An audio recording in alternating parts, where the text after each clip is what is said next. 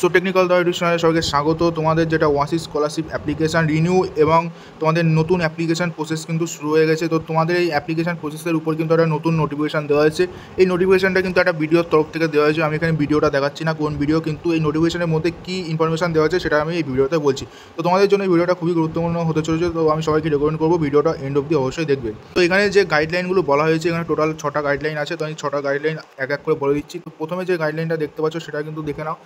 Students should belong to SC/ST community for pre-matric scholarship and SC/ST OBC community for post-matric scholarship। মানে যারা SC/ST OBCর আন্ডারে পড়ো তারাই কিন্তু একমাত্র ওয়াসিস স্কলারশিপে অ্যাপ্লিকেশন করতে পারবে। তো এখানে সেকেন্ড যে গাইডলাইনটা বলা হয়েছে, এখানে SC/ST স্টুডেন্টদের জন্য বলা হয়েছে তাদের গার্জিয়ান অথবা প্যারেন্টসের ইনকাম কিন্তু ইয়ারলি 2 লাখ টাকার উপরে হলে হবে না।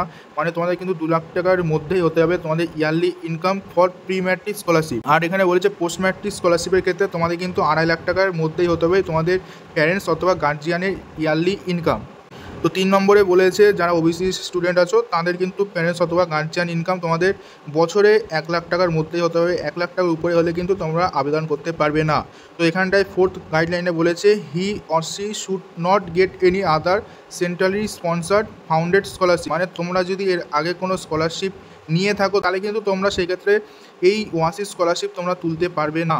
তো 5 নম্বর গাইডলাইনে বলেছে সি অথবা হি should be a regular full-time student studying in a government school or in a school recognized by government or a central state board of secondary education। মানে তুমি যেই স্কুলে অথবা যেই কলেজে বা যেই ইনস্টিটিউটে পড়ো সেটা কিন্তু গভর্নমেন্ট হতে হবে অথবা গভর্নমেন্ট স্পন্সর অথবা গভর্নমেন্টের আন্ডারে হতে হবে, তবেই কিন্তু তোমরা অ্যাপ্লিকেশন করতে পারবে।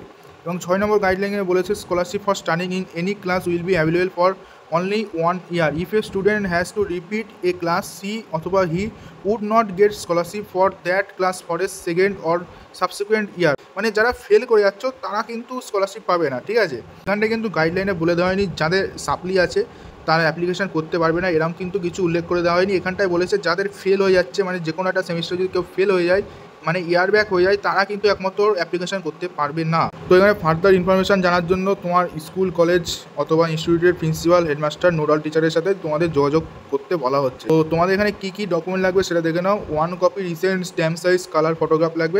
সেকেন্ডে বলা হয়েছে an attested copy of the caste certificate of the applicant. থার্ডে বলা হয়েছে an attested copy of the marksheet certificate of the last examination pass. ফোর্থে বলা হয়েছে copy of the first page of bank passbook. ফিফথে বলা হয়েছে copy of identity proof Aadhaar card বলা হয়েছে। সিক্সথে বলা হয়েছে মানে ইনকাম সার্টিফিকেট তোমাদের যেটা বিডিও অথবা এসডিও থেকে নিতে হবে, ঠিক আছে, সেই ইনকাম সার্টিফিকেট এখানে বলা হয়েছে। 7 নম্বরে বলা হয়েছে proof of date of birth, মানে তোমাদের মাধ্যমিকের অ্যাডমিট কার্ড অথবা বার্থ সার্টিফিকেট দিলে এখানে হবে। এবং 8 নম্বরে বলা হয়েছে খাদ্যসাথী কার্ড, মানে তোমাদের যেটা রেশন কার্ড। 9 নম্বরে বলা হয়েছে certificate of authentication and residential certificate must be sign by the component authority. মানে তোমাদের যে রেসিডেন্ট তোমরা যেখানে থাকো সেখানকার একটা রেসিডেন্ট সার্টিফিকেট কিন্তু তোমাদের দিতে হবে। তো এখানটায় তোমরা লাস্টে আমি তোমাদের দেখে দিচ্ছি, এখানটায় তোমরা দেখতে পাচ্ছ এখানে সিগনেচার আছে, ভিডিও সিগনেচার, ঠিক আছে। তো এটা কিন্তু একদম অফিসিয়াল নোটিফিকেশান তোমাদের ওয়াসিস স্কলারশিপের উপর দেওয়া হয়েছে।